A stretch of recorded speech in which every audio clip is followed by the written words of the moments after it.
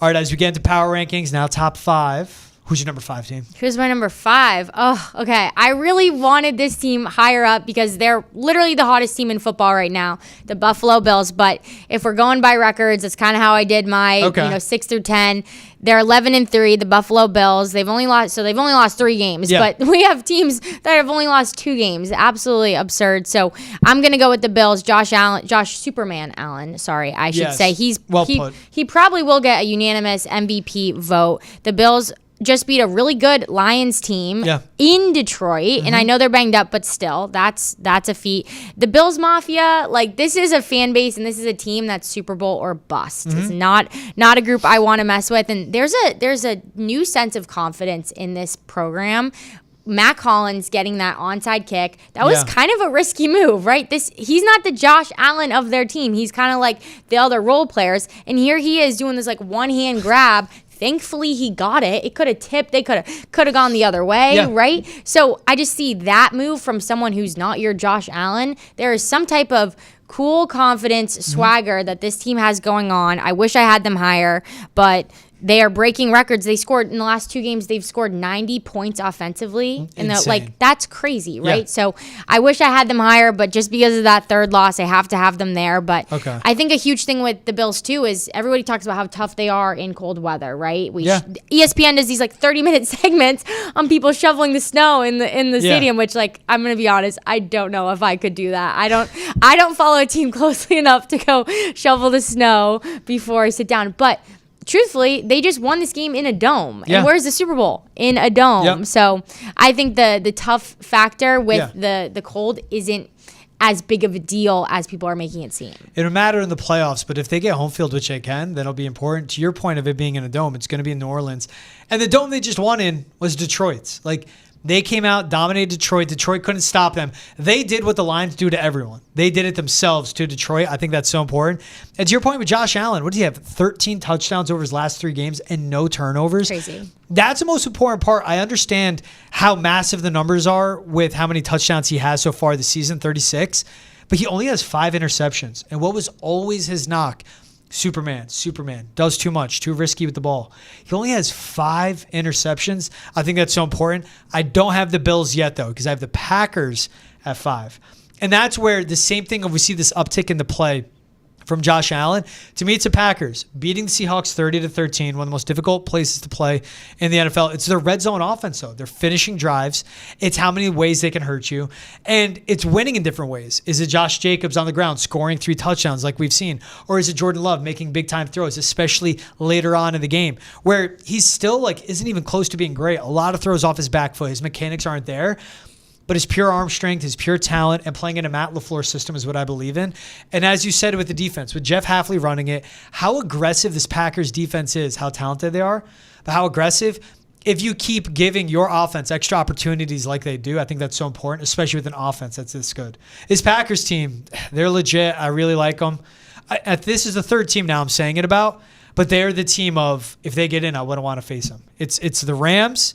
It's the Vikings, and it's the Packers. The NFL stepped it up this year, a lot of parity, really. A lot of upsets we should see. Really. Who do you have at 4? Who do I have at 4? I have the Vikings at 4. And again, Good spot. I would think the Vikings to be not 4, not that, even I'm saying not that low. They're 12-2, but similarly, Brian Flores has the defense playing so awesome. They're not only just blitzing aggressively, but just disciplined defense, right? And obviously, you have Justin Jefferson, one of the best tight ends in the game. He had a really cool shout out to Randy Moss in the Monday Night Football game. That was really awesome. So you can just, even adding that factor on it, now there's a whole new element of something to play for this organization. And kind of like we touched on before, this was a team that looked like, oh, shoot, we just lost the quarterback we drafted, and Sam Darnold became one of the biggest surprises in the NFL.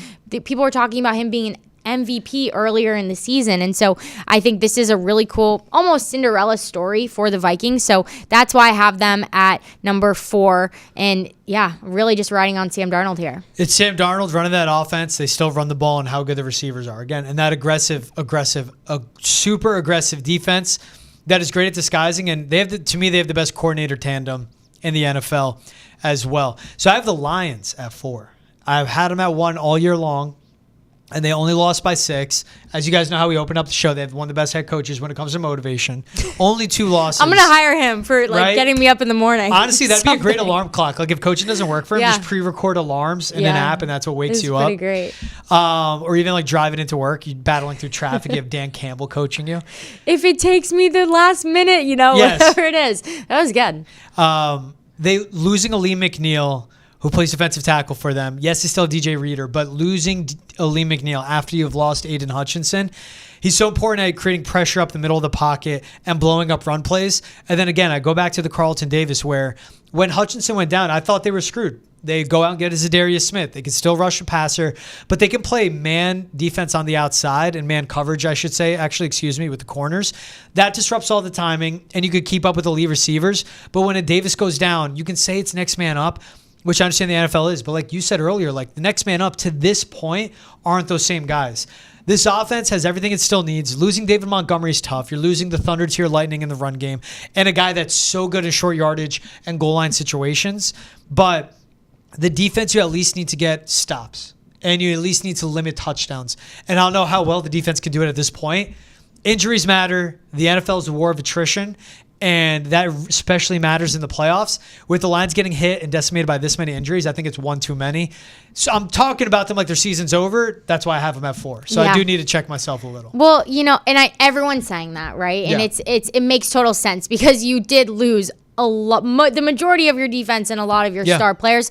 But I don't know. Maybe it's just that I love that motivational speech, but I have them at number 3. They are 12-2. They did win 12 games this season. Yeah. And I think there is something to be said about when you have people go down and you do have to have that next man up mentality. Something has to change, right? You can't your game plan can't be the same. You can't expect someone to fill in a role the exact same as the starter did. So you have to get creative. So it's going to really, I think, come to how creative can Dan Campbell and the Lions organization be with what roles need to be filled. Maybe someone needs to, split 2 tasks that they were supposed to do, study the game plan differently, get creative. I know just for me and my own lacrosse experience, we had our senior captain on defense, our defensive leader, go down literally the game before the national championship game my freshman year, and we had 2 girls play her role basically when we had to play that game. One person did her more defensive roles, one person did her other more offensive roles that she had as a defender, and that worked. And so I think it could be a situation here where the Lions organization with the next man up have to get creative and how are we going to fill these holes? And with Aaron Glenn, he'll have his work cut out for him. But it's similar to what they did with Aiden Hutchinson. Now they found someone via trade. Maybe they find something via free agency. Maybe they figure it out. Or to your point, the people already on their roster, they figure out how to split up duties, especially in the coverage of Carlton Davis. And look, everything I said about them, I still had them 4. You having them 3, I completely see because I was torn. I feel worse about my 3 than I do my 4. I have the Chiefs Ours at 3. Are pretty close. We're you, me, right? you, me. And I have the Chiefs at 3. They beat the Browns. They were gifted by many, many, many Jameis Winston interceptions. But this defense, and again, when I say I think the Vikings have the best coordinators, yes, he's a head coach, but with the Chiefs having Andy Reid call the plays, which Vikings have Kevin O'Connell, their head coach, and Steve Spagnuolo calling the defense, they have the argument of best coordinators in the NFL. They just seem to get by. They still don't seem right. The offensive line just hasn't been good all season long, but they have Patrick Mahomes, and they have a good defense, and have just been burned way too many times to count him out. He is the guy, and it's the separation factor of Josh Allen and Mahomes is any moment, any situation, who can you count on? That's Patrick Mahomes. You don't care how many cards are stacked against you. Josh Allen is now 1B in the NFL as a quarterback this season, but Mahomes is that guy. He's that difference maker. He's that Tom Brady. I have him at 3. I don't feel great about it, but then any stress or worry I have about them is quelled by Patrick Mahomes. I think you said, I've been burned too many times to not have him out. What did you say there? Yeah, to count him out. To count him out. I've counted him out, and I've been burned way too many times. But I feel and I think a lot of people feel that way, right? They're the Chiefs again, but they're number 1 again. Yep. So somehow, some way, they're making it happen. It's probably the Hallmark movie magic that they're getting. They're getting a little extra something there. Yeah, they're getting the big push from all the big studios, right? Yes, they are. Are you going to watch that?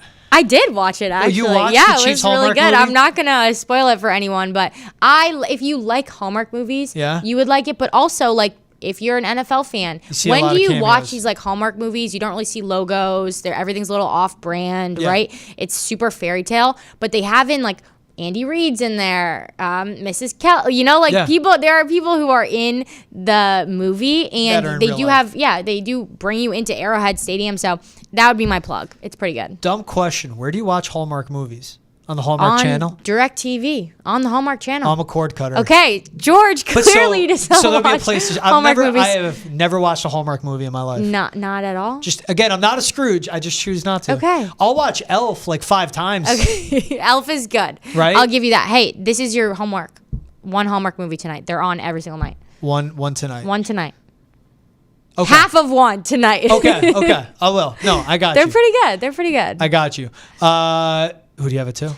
I have the Eagles 10-2. They've won 10 in a row, and I can't really argue with this. I know there was a little bit of drama between quarterback, wide receiver. Then we had a little more drama on the sideline with head coach and defensive coordinator. But I think this team has settled it. And sometimes when the media is blowing things up, that's actually an opportunity for your team to band together. And that's really what they did. They have A.J. Brown, Devontae Smith. They have the easiest remaining schedule out of the NFC teams. I think they play Washington, Cowboys, and the Giants. Yeah. So I'm going to give number 2 to the Eagles. They should sweep that and finish with 3 straight wins. And that can get them the 1 seed in the NFC, which I think is huge, with the Lions dropping a game where the Eagles are at. My number 2 team is the Bills. I want them at 1, but it's because I have the Eagles at 1. But the Bills have been fantastic. Yes, they have 3 losses. But I got through of like how clean of football Josh Allen is playing. And then you watch him play, and it's like the throws he was making just to start the game against the Lions, like running out to his left. We talk about arm angles and the baseball type throws, but hitting James Cook, his starting running back, his Pro Bowl running back, on an in-breaker route, hits him perfectly in stride, and he goes for 20-plus yards. Then it's him hitting Ray Davis for pass catches as well. Sure, the receivers are great. Then he hits Keon Coleman down the field, 50-yard bomb that I don't think was higher than 15 yards off the field. Like, his arm strength is insane, but it's how this offense is playing, where I give credit to Joe Brady, where when they're matching up with the Lions, man corners, they're going, fine, you're going to take that away. We're just going to have in-breakers and beat you with our running backs matched up with the guys on your front 7. We're going to have better athletes there. We're still going to throw the ball downfield, and we're putting the ball in Josh Allen's hand. This defense, I don't know how they do it. At the age, I thought this season, AB, would be a soft rebuild for the Bills. With everyone they had to cut, everyone they had to trade away, losing Stephon Diggs, all of that, I go, you know what? They're going to win 9 games, maybe get in the playoffs, soft rebuilds, get ahead, the cap comes back next season, then they go. They're the second best team in the NFL right now, and it's because Josh Allen, how clean he's playing, how explosive he's playing, and like you said, unanimous MVP. He's put that case together the last 6 weeks of the season now. He should win MVP, and he's the reason why I have him at 2. Passing, rushing, and receiving touchdowns for Josh Allen this season. Only he could do it. So who do you have at 1? Chiefs? Number 1, my hallmark team, the Chiefs. They're 13-1. You can't argue this for me if I'm going by the record. They've earned it. Patrick Mahomes, he is banged up. We'll see if he plays. I don't see a situation where he doesn't play in this game against Houston, knowing Patrick Mahomes and the competitor that he is. But I think they're in a good spot, even though they do have tough games coming up. It's Houston, and then I can't remember who else they have, but Houston, Pittsburgh on Christmas Day, and then it's at Denver, like you said earlier. And tough games. Yeah. But if you can get up and you can play a safer offensive scheme, maybe you throw Carson Wentz in there. This is a guy who could have been one of the Super Bowl quarterbacks with the Eagles, and then Nick Foles came in.